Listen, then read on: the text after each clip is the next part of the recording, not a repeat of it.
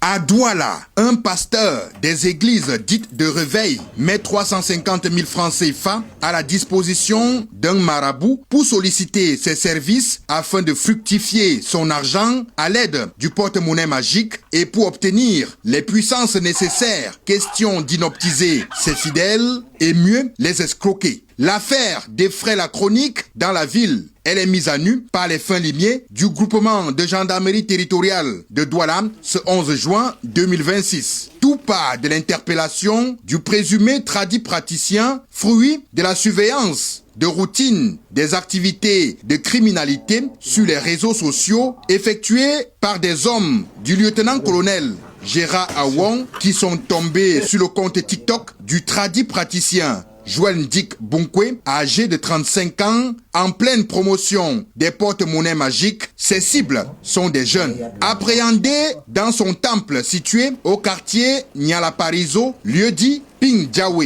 cité photo, Douala 3e, le présumé marabout ne réussira pas à faire apparaître l'argent dans le porte-monnaie magique après plusieurs heures d'incantation. Pourtant, les gendarmes ont souhaité vivre l'expérience. Après plusieurs tentatives, le magicien va signifier aux forces de sécurité que ses ancêtres n'ont pas accepté les objets sacrifiés tels que la poule du village et la poudre Mamiwata. Pendant la perquisition, l'une de ses victimes tente de le joindre au téléphone. En ligne, un pasteur des églises dites de réveil, prophète Nelson Mega Ier du Centre chrétien international du ministère de la foi, souhaite être remboursé par le tradit praticien car le porte-monnaie acquis auprès de ce dernier ne produit pas les fruits escomptés, soit 300 000 francs CFA jour, compromis par le marabout. Le pasteur est interpellé, mais difficile de comprendre qu'un homme de Dieu qui fait marcher les paralytiques, qui accomplit les miracles dans la vie de ses fidèles, sollicite un marabout pour résoudre ses propres problèmes.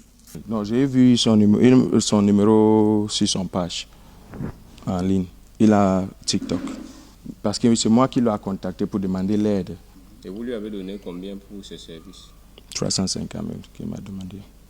Ce qu'il a dit, c'est que tout ce que j'ai perdu, chaque jour, ça va produire entre 200 et 300 000. Non, honnêtement, ce que moi j'ai vu, c'était une manière de frapper. Parce que ce n'est pas quelque chose qui m'a dit que la foi va travailler. Il a dit, comme il a prié, ça va se réaliser.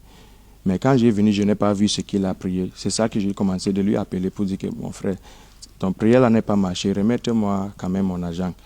Et moi, je peux dire seulement que dans cette situation, en fait, c'est quand tu te trouves, parce que moi-même, je ne sais même pas qu'est-ce qui m'a contrôlé jusqu'à arriver dans cette position.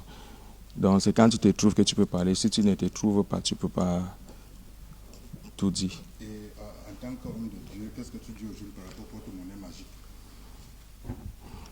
Bon, c'est juste un faux truc, ce n'est pas quelque chose qui est réel. Si c'était réel, parce que je lui ai demandé une question quand je lui ai raconté que tu as la puissance de créer tout cet argent. Pourquoi tu n'as pas aussi créé cet argent pour t'aider toi-même? Il m'a dit que comme un prêtre dans son bureau, il n'est pas permis de faire ça pour lui-même. Oui, il est juste permis pour aider les gens.